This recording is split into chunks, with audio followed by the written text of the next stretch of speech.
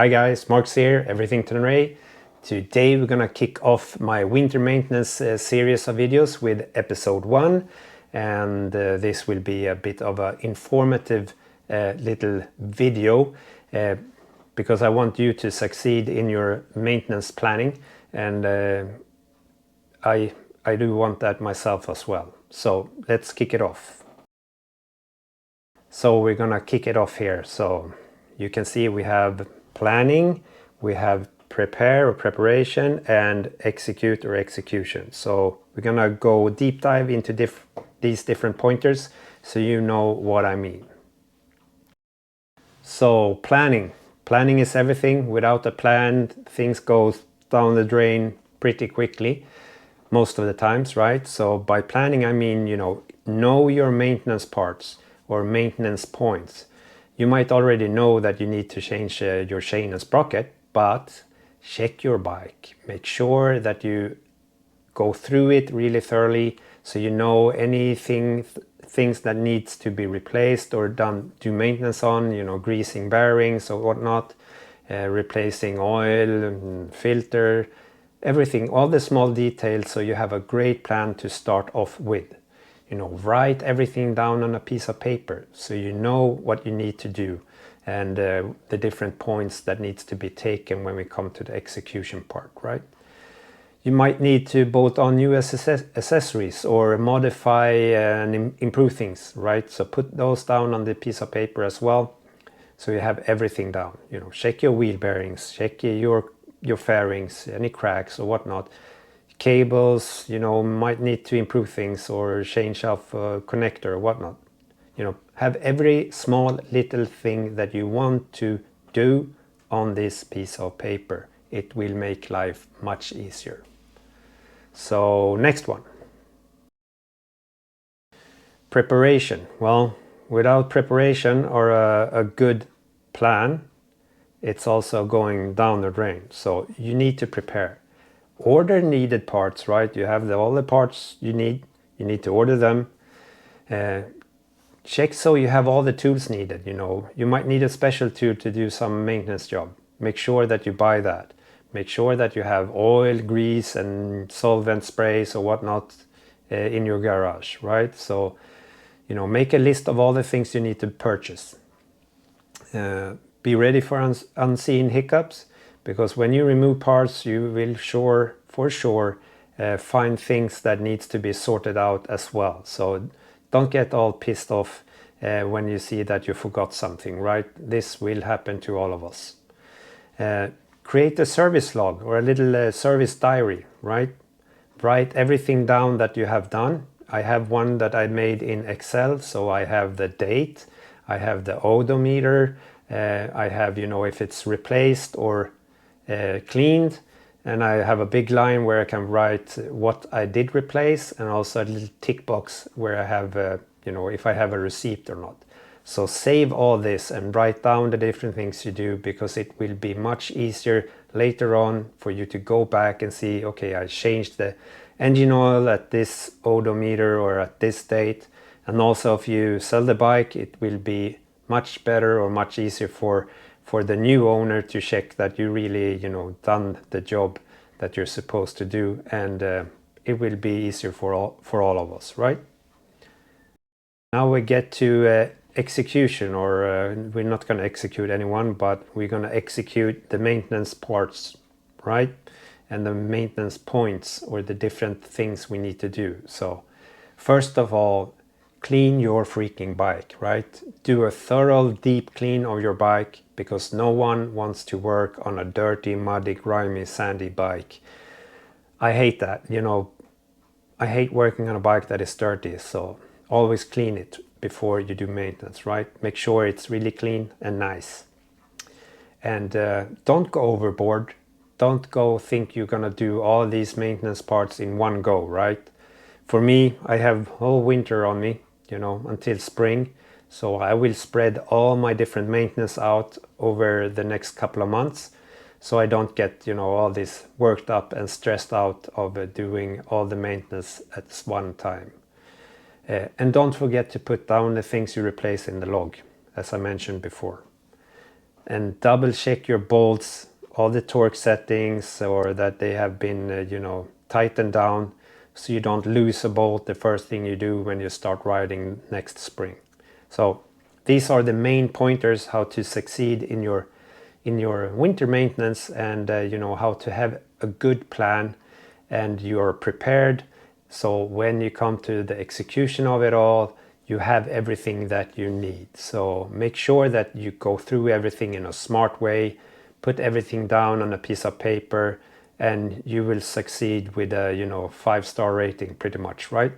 So I'm gonna bring you guys with me out to the garage so you can see my bike, because I will strip my bike of all the fairings, all the covers, so I can see everything underneath as well and inspect things in this planning phase of the winter maintenance for me, so I know all the things that I need to purchase, all the things I need to address, and what things I could put down on my little paper of points that needs to be taken care of. So let's go out to the garage. What's up, guys? We're in the garage. Tried to clean it out a bit. It was a big freaking mess, so it's almost done. So I'm gonna show you a few tips and tricks and what I check on my bike in the planning part of this maintenance schedule, so I know what to order and everything, right? So let's check it out. So we're gonna turn the bike around in the garage. Some stuff are already removed or loosened up, so I can't go too wild. But this, there we go. That's how you turn your bike around. So the front of the bike, let's go. So let's start in the front. So I for sure, you know, check all the normal things. I check for any wear on the discs, you know, my pads. I check for the front bearing, if it's starting to go or not. It's easier if you raise the bike up on the center stand or a lift. You can grab the tire underneath and up here and move it this way. That way you can feel any play, and then of course turning the wheel and listen for any weird noises other than, you know, the pads touching the disc brake. And then of course checking play in your suspension is easy as well. You can just grab both fork legs when it's straight and then pull and push. If you feel that there is play there, it's either the bushings in the fork or you have a loose stem bearing or a nut up there, so you need to tighten that or check the bearings. So otherwise, just going backwards on the bike, I will of course check for any damages after my falls, any panels if they're cracked, bolts or other attachment points being bent. And in the rear wheel, of course, for the bearings as well, any glitchiness there. And for the suspension in the rear, I will of course check and grease the bolts for the what do you call it? The arm for the suspension. I forgot the name of it. Anyways, we'll get to that later on anyways. And then of course, if you need to replace your oil and filter, air filter, I will remove my tank, you know, the rear fairings as well. And yeah, that's how it goes. It's not harder than that, you know. Be thorough, go through everything, check everything for damages or wear, you know, the sprockets as well, of course, your chain, and make sure that you go through it as good as possible so you can have a perfect plan to start with, right? So you do not have to order things in the middle of a maintenance job, so you have everything at home. And I advise everyone that has a T7, you know, always have an extra set of dust and oil seals for the forks. And I know that Nomad Sweden, or Robert, he had his front fork and rear shock on service, and his bike has done like 60,000 kilometers, I think. His bushings were really worn out, but not, you know, to the brink of being, you know, nothing left. But yeah, I think you should replace them around 30,000 anyways.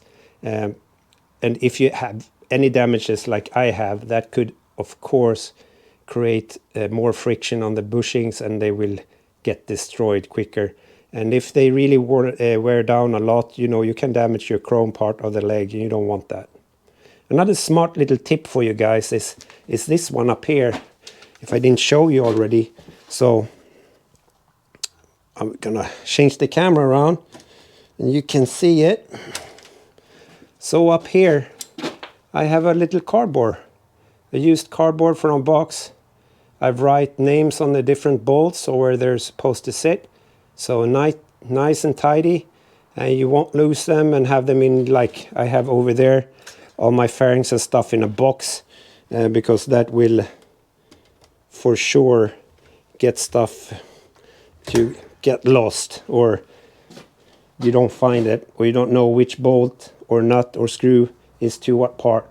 So this is perfect way to keep your garage nice and tidy, especially if you're removing a lot of stuff on your bike. So we'll get back to more of the planning stage and also the preparation stage later on.